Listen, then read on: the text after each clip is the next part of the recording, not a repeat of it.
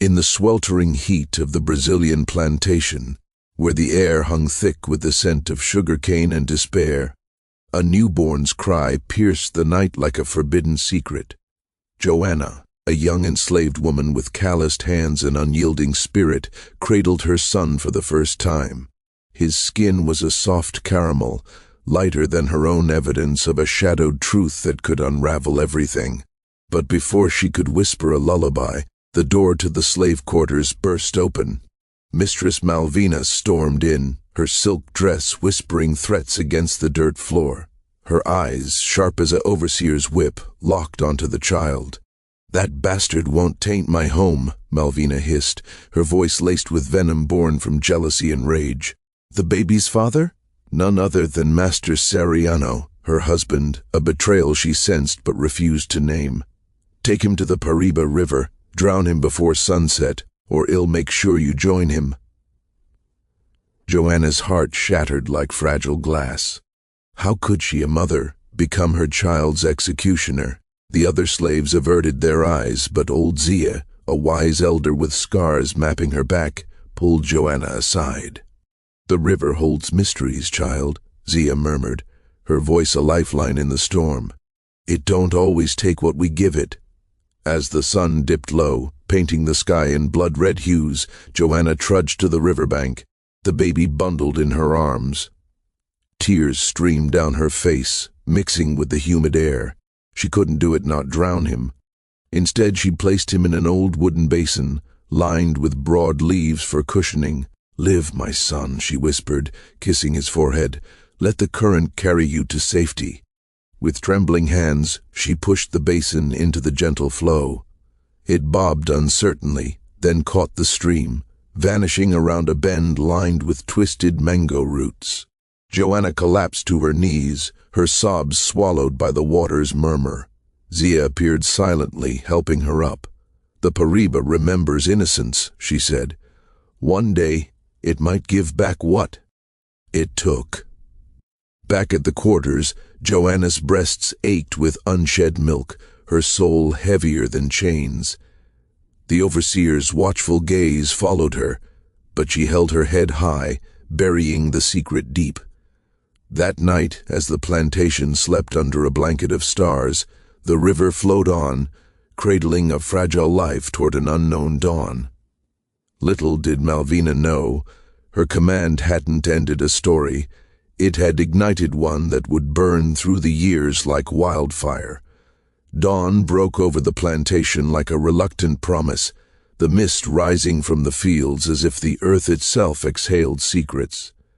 Malvina paced the veranda of the big house, her coffee untouched, her mind a whirlwind of triumph and unease. She had reclaimed her domain, or so she thought. "Peace at last," she declared to the kitchen slaves, but her words rang hollow, echoing off walls that had witnessed too much cruelty. Joanna moved through her chores like a ghost, scrubbing linens in the stone basin, her eyes drifting to the distant river.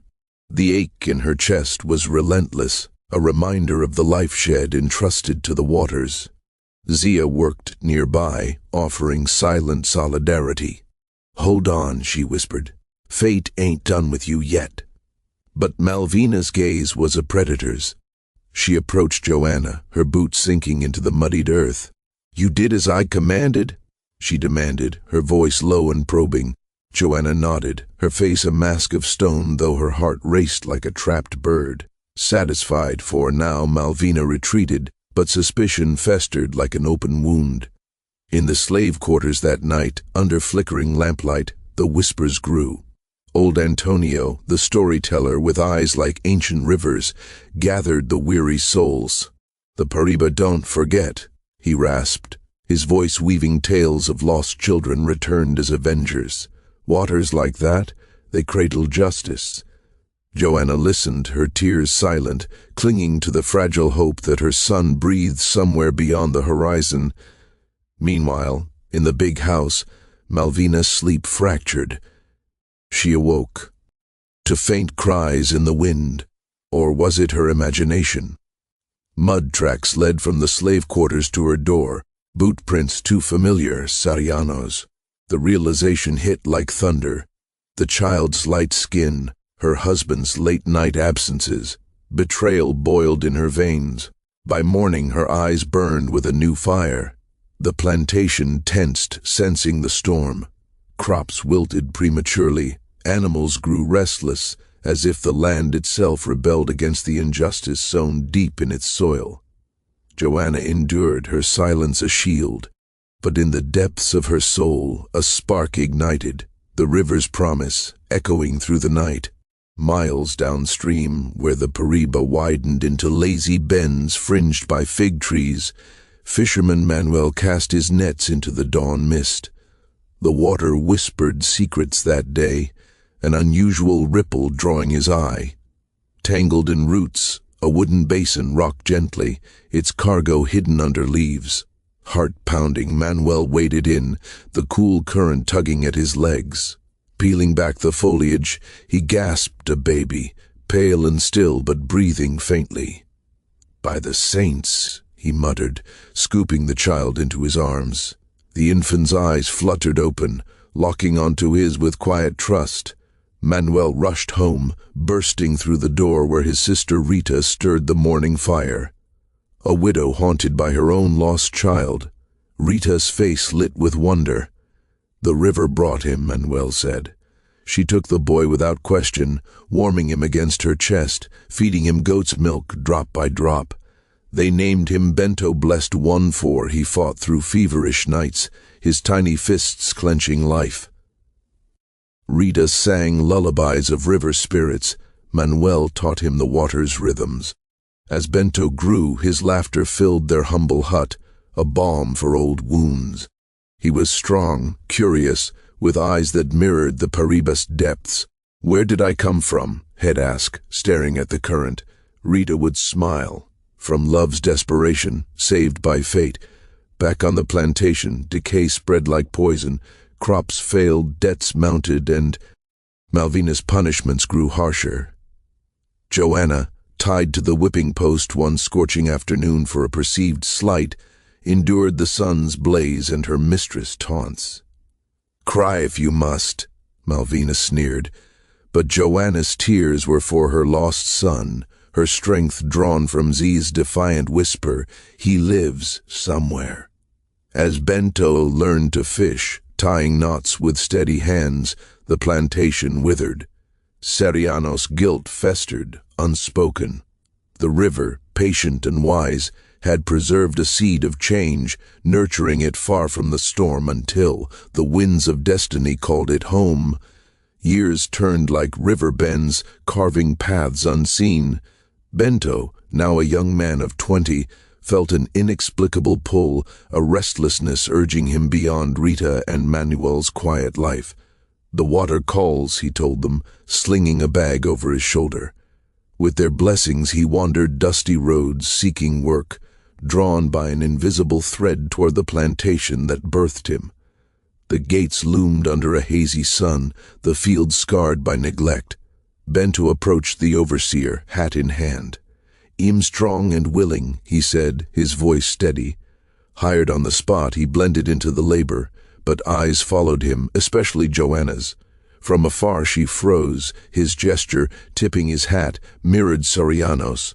Her heart knew before her mind, this was her son. Malvina watched from the veranda, unease twisting her gut. "Who is he?" she demanded. Soriano faltered, glimpsing his own features in the stranger. The plantation buzzed with whispers. Zia nudged Joanna. "Fate's at your door." Bento worked tirelessly, unaware of the storm brewing. That evening, by the corral, Joanna approached. "Your name?" she asked, voice trembling. "Bento." "They say I came from the river." Her world spun. "The river returns missions," she whispered, eyes brimming. Bento felt a stir, like forgotten memories surfacing. Old Antonio nodded from the shadows. "God's time." As Bento settled in, the land seemed to awaken subtle shifts, as if welcoming its own. Tension coiled like a snake in the plantation's heart. Bento's presence unraveled threads long buried. Malvina's suspicion festered. She humiliated him publicly, spitting slurs about his origins. "Son of no one!" she sneered before the gathered slaves. Bento met her gaze. "Then why do you fear my eyes?" The words pierced. Seriano emerged, shock paling his face, the resemblance undeniable. Joanna stepped forward, her voice rising like a long-suppressed river. "This is the son you ordered drowned, the one God saved," chaos erupted. Malvina wailed, power crumbling. Seriano staggered, guilt crashing down. Bento turned to Joanna, recognition dawning. "Mother," he breathed, embracing her. The slaves watched, awestruck, as truth flooded the yard like cleansing rain.